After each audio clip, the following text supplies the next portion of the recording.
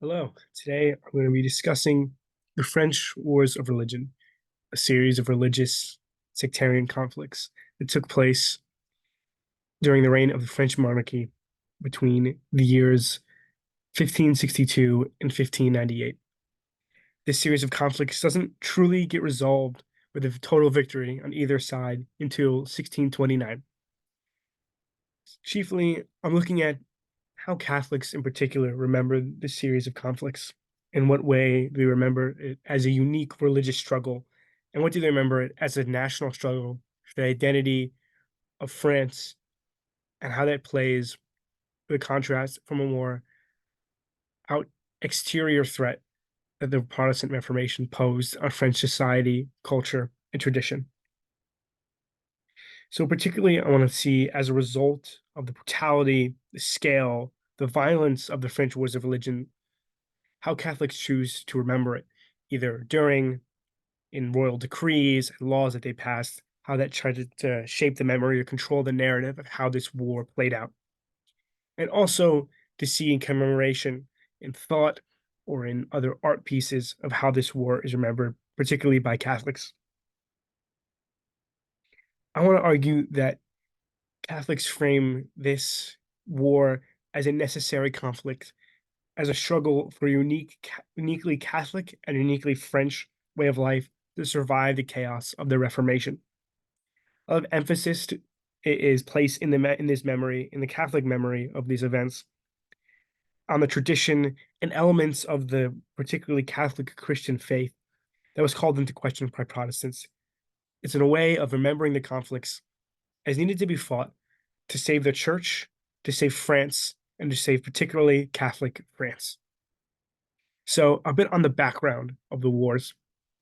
Now, the minutiae of the conflict can kind of speak for itself, considering that the wars lasted for a number of years and didn't end for decades after the official peace treaties that signed in 1598, the Edict of Nantes by King Henry IV.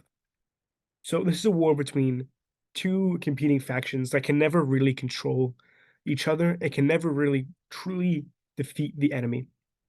It starts out as a result of one, the Protestant Reformation in 1517 that broke the Catholic Church to various sections and denominations of Protestantism that you would see today.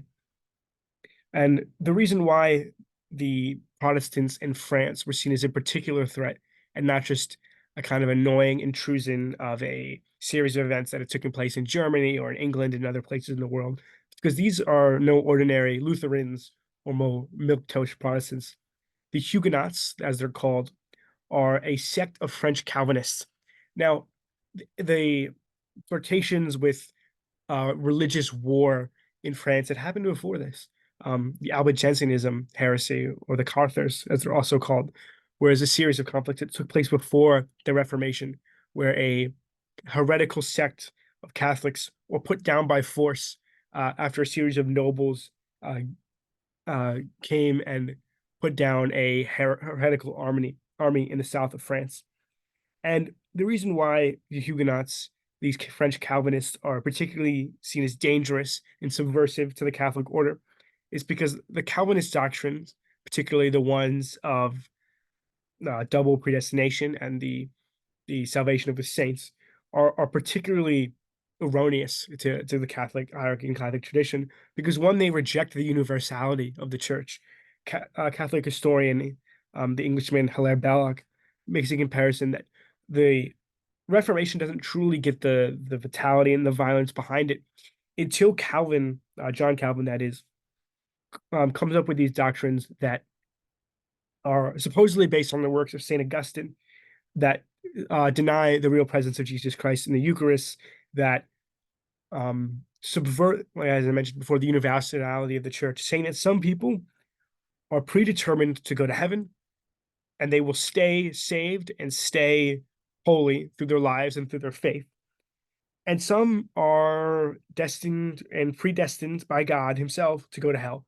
And this rejects the Catholic notion that anybody and all are called to be saints, and that anybody through the sacraments and through their faith and through the ability to find themselves in the structure of the church, can obtain a salvation, whether it be a king or a peasant. This kind of creates a very different mood in France at this time. So you notice in England during the same time, the more lukewarm Anglicans don't start a full-on religious conflict with Catholics in the same way because the Anglican Church kind of takes in a kind of Catholic light religion versus the Calvinism, which completely reject the hierarchy of popes and bishops and cardinals, priests that had the church has built its foundations on in France. That a kind of ancient regime, the old regime, it definitely ingrained itself into France. And France has stayed Catholic for a very long time and sees the Calvinists as a direct outside intrusive threat from Geneva and other places that are going to subvert their very typical Catholic way of life.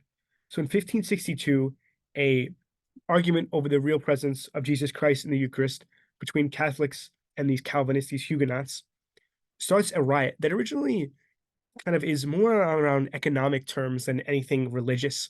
So some of them are starting revolts against a shared noble that the peasants don't like, and eventually the kind of sides are drawn as this riot kind of breaks out into larger and larger conflict, and it gets drawn on religious lines rather than any others.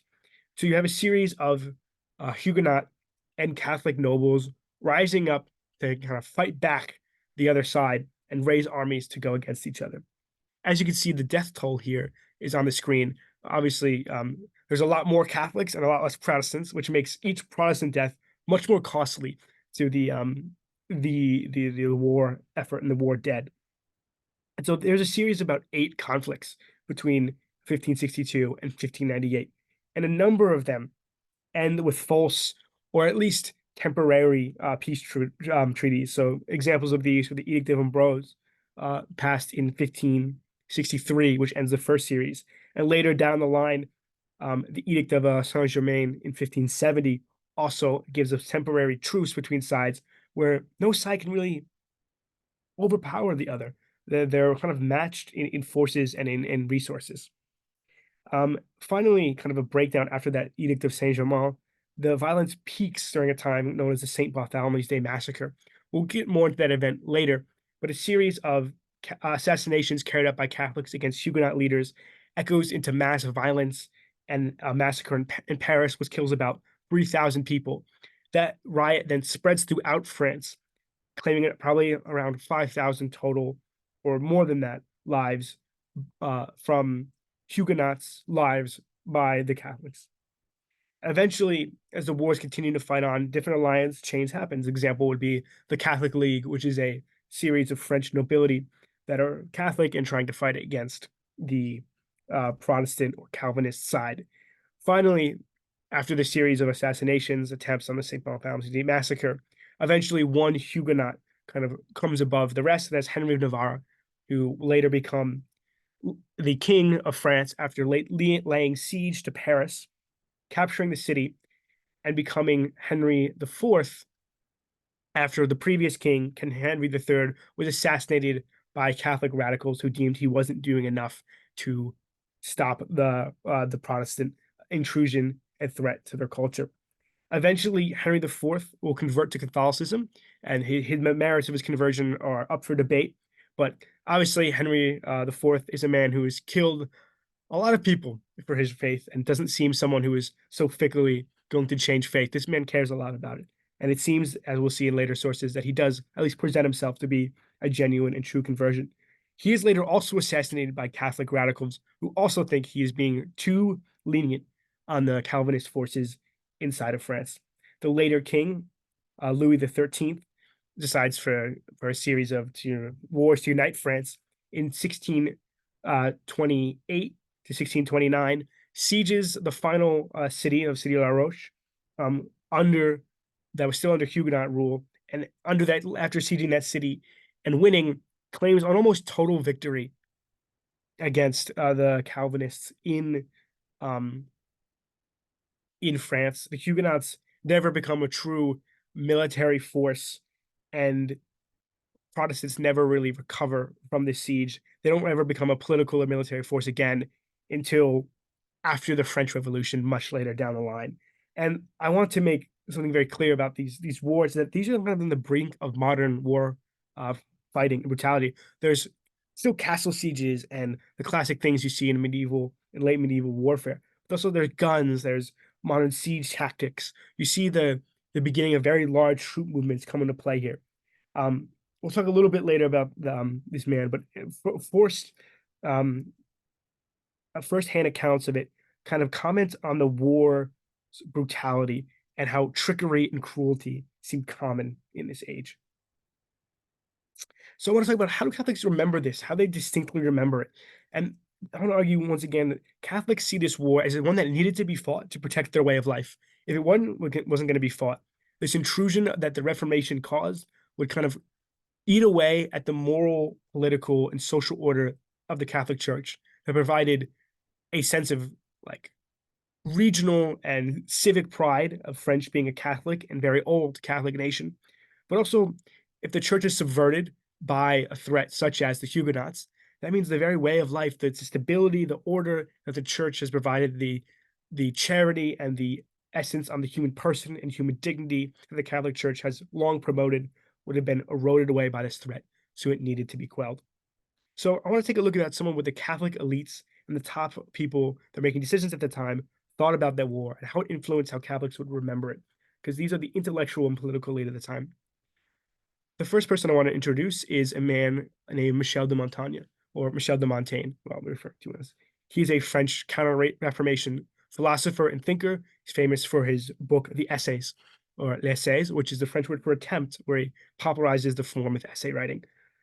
Montaigne is living during these series of conflicts and writes from a course around 1570 to around 1595. So he sees kind of the height of the war conflict. He lives through the St. Bartholomew's Massacre. And he also kind of sees the peace kind of win out. He's famous for brokering treaties between each side, trying to play peacekeeper. He doesn't want this war to continue. However, he's very traditionally Catholic, and his whole process of his philosophy system is to use skepticism to challenge the claim that anybody can read scripture without the authority of the church. So Montaigne tries to defend the church's position in society. He says it serves as a ground for good morals and good tradition that keeps peace and serves people. It dignifies people by the church's tradition and its ability to keep order. He talks about how the decision to translate the Bible into the vernacular has destroyed the mystique and the value of the Christian religion. It leads to people making decisions about faith and about scripture that is not founded by the church fathers or the church doctors. He also kind of makes a lot of references in his writings and his philosophy about how violent these wars are and how traumatic and how they needed to end. Particularly, he talks about how siegecraft involving tricking an opponent to come out of the castle to assassinate him. He talks about the brutality, cruelty, the use of torture becomes much more common, and he decries it as a farce against faith and against good manners and dignity. He also comments about the other civil war that he calls at the time with his classical learning, which is Pompey and uh, Julius Caesar's wars, and saying that even Caesar never fought wars as brutal. And in his travel log, a different book from his essays, he comments on the divided nature of other countries, such as Switzerland and Germany, that are divided between Catholic and Protestant towns. And he says he never wants this to happen in France, that a country to be divided like it is the root of what the Reformation causes. The Reformation causes disorder, disarray, civic breakdown, laxity in morals, a breakdown in tradition. These are constant themes you will see that this war needed to be fought and needed to be ended, and the church needed to reign supreme. Montaigne is talking about defending the Catholic gentlemanly way of life, a way of life that is unique to France, unique to the old ancient Catholic order that has upheld French culture. And this war needed to be fought, or else that culture would be eroded. He comments on how the Protestants don't use classic French names like Francis and Charles, that they want new names. And this is just one sign that the Protestants are eating away at the culture that has helped keep France what it is. Another look, I want to take a look at a letter to Nantes, which is a letter written by Sir Francis de Bourbon about the massacre afterwards. As you can see, he writes to a noble in Nantes that he wants the violence that happened to the Bartholomew's Day massacre to continue not just only in Paris, but to essentially to continue throughout France so that the Huguenot rebellion could be quashed forever. He says in his letter, in this way, His Majesty's intention for the treatment of the Huguenots in other towns is clear enough. It also by means in which we help our poor Catholic Church may have some peace hereafter. He's saying that this conflict needs to continue. The violence of the massacre needs to spread so that the Catholic Church, calls it the poor Catholic Church, may continue to be defended. The only way that the Catholic nobility at the time saw a way to keep France what it fundamentally is to keep the church alive and strong. And how do they do that? They perpetuate this war. This war, once again, needed and must be fought, or else their very way of life will be subverted. Another firsthand account we'd like to look at is a decree issued by a governor in the French province of Lyon, here referred to as Monseigneur de Los. He specifically outlaws anti-Catholic songs and statements in the city of Lyon. He talks about, as you can see in this letter, he says, anything that is banned, that is anything that renounces the name of God, to make any vile or destitute sermons against the honor of God, the Virgin Mary, and the saints. So particularly here, you see that there's an emphasis placed on defending Catholic tradition, that this tradition that keeps the Catholic Church separate from the Protestant Church is being upheld, such as the veneration of the Blessed Virgin Mary, the veneration of the saints. These are key things that they want stamped out and banned.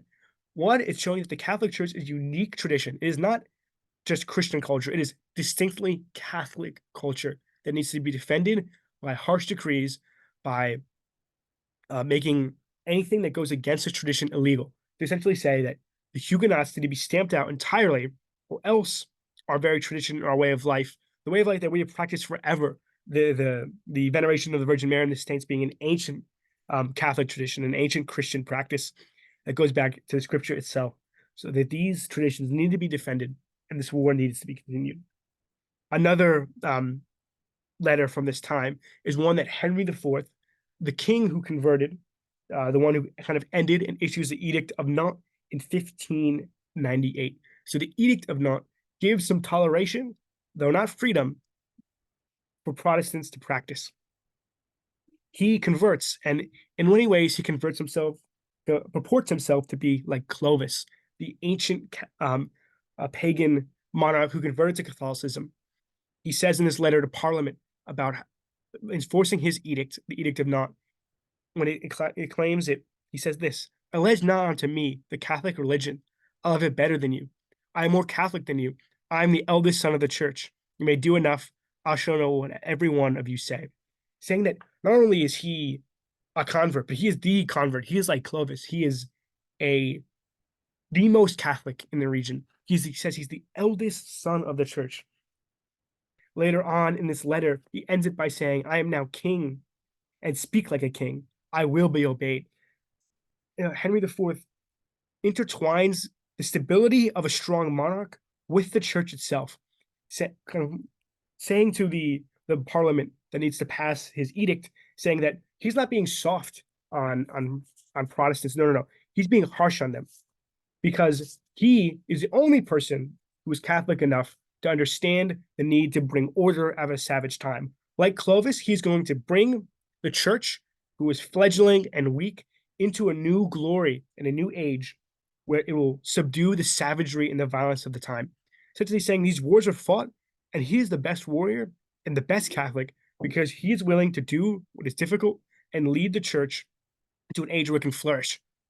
Once again, showing that these wars of religion are a struggle not between nobles, elites.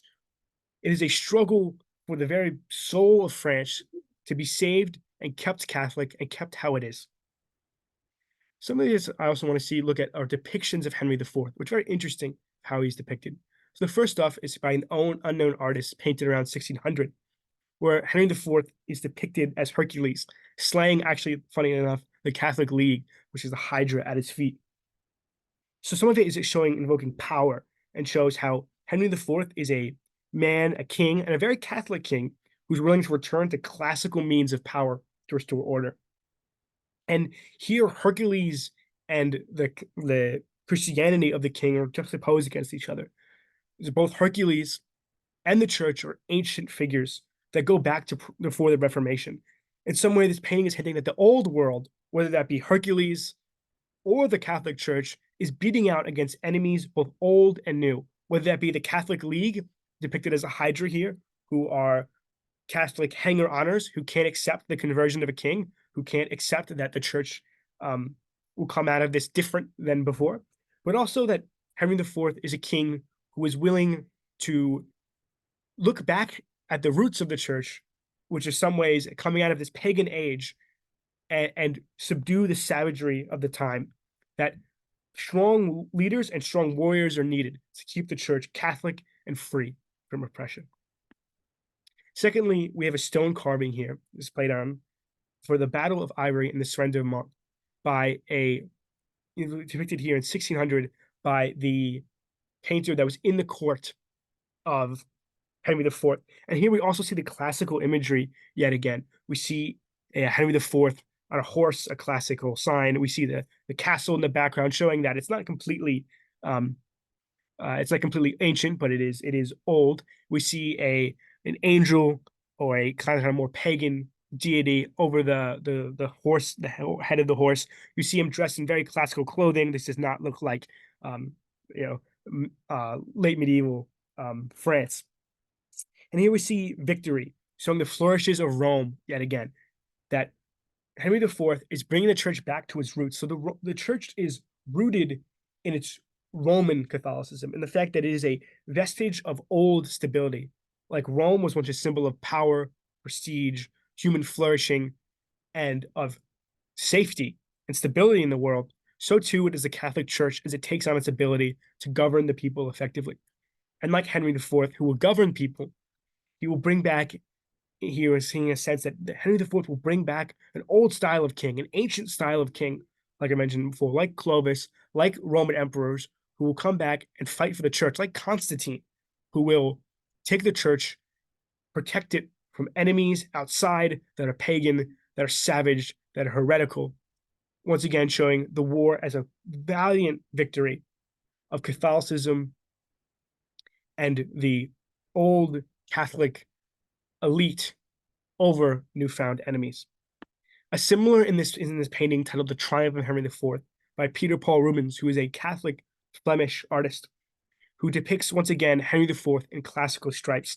We see the ancient arch, a sign of Roman victory. We have the chariot, once again, a sign of Roman victory.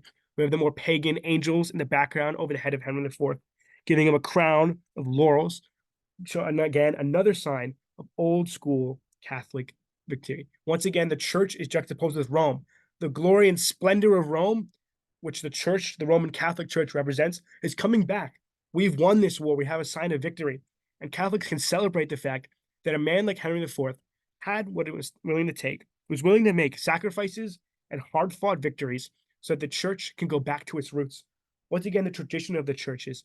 Because if the church moves from its tradition as something as a thinker like Montaigne was afraid of, then the whole political order in France will be subverted. The whole moral order will be subverted. The church needs to survive, or else the very way of life will be ruined in France.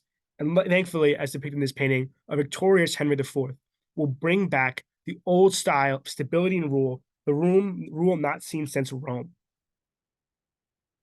And it's interesting that it's depicted after his death. This painting from 1629 is after he's assassinated by Catholics who should have been supporting him in many ways, showing that even Catholic artists um, depict Henry IV in a way that, in a kind of reverential way, that, hey, he may have been assassinated, he may not have been the best.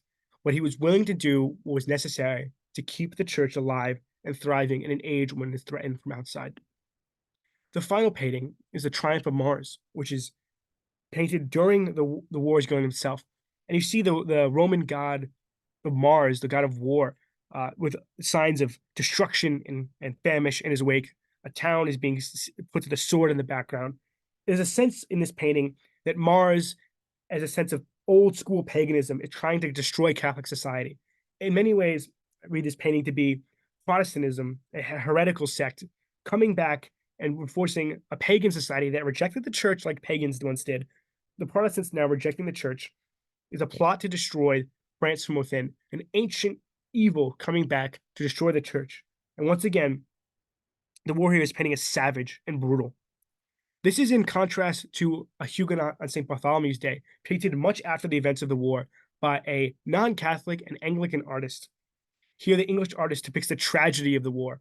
A Catholic woman is holding on to her Huguenot lover, offering him a band of protection.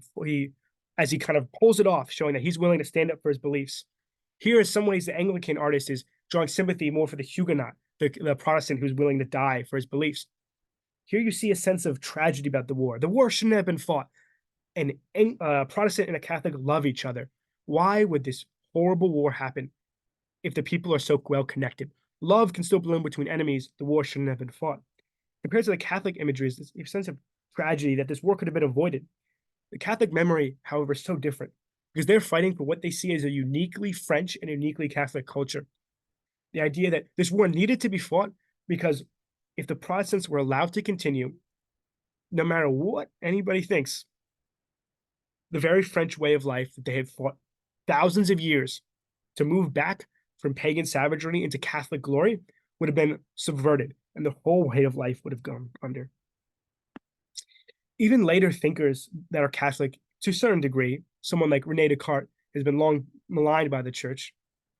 Even they, years after the war, in times of crisis, turn back to the old playbook established by their predecessors during the French Wars of Religion. Descartes uses Saint Anselm, an ancient Catholic thinker, to defend the existence of God. Blaise Pascal also, even though they're both skeptical, these thinkers, they use the church's tradition and appeal to its authority to make the claims that they are willing to make about God, the universe, and ethics. The French Wars of Religion serves as a reminder for French Catholics of their unique culture and their tradition. So for centuries later, whenever there is a threat to the Catholic way of life or the French way of life, the French Wars of Religion serves as a memory, as a single traumatic and catastrophe in Catholic memory to serve as what happens when the church's tradition and culture are subverted.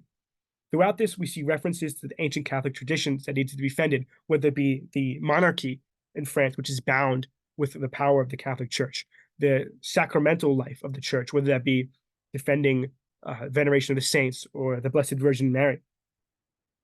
See that finally, during the reign of Louis XIV, the Sun King, who established the church again as the preeminent power, he goes back and repeals the Edict of Nantes. He succinctly says that when the Catholics have the upper hand, they will not cede any ground to Protestants in France. So the whole war, in conclusion, is essentially overdone by the later monarchy, saying that definitively, in my mind, saying that these wars needed to be fought to preserve a distinct way of life. Catholics have in France have gotten this memory, at least pre-French Revolution, to defend the fact the violence and brutality was unseen until this time. Montaigne, a very Catholic man, decries the time as a series of violent, ceaseless conflicts that consume innocent people. The church has chosen, instead of to remember it for the tragedy that it is, uses the violence as a way of saying, look what happens when the church doesn't get what it deserves as a predominant spot in religious, cultural life. French Catholics choose to remember this French Wars of Religion as the time when their very way of life was threatened, but thankfully, men like Henry IV and others willing to put their foot down and stop the Reformation in the tracks. So it's a memory as how to fight back against a threat, the very Catholic way of life, and it serves as a memory for centuries later to what can happen when the church is subverted and what to do, which is fight back hard and to not cede ground, because the church goes, the splendor, the majesty, and the very stability that France is based on would be subverted. Thank you for listening.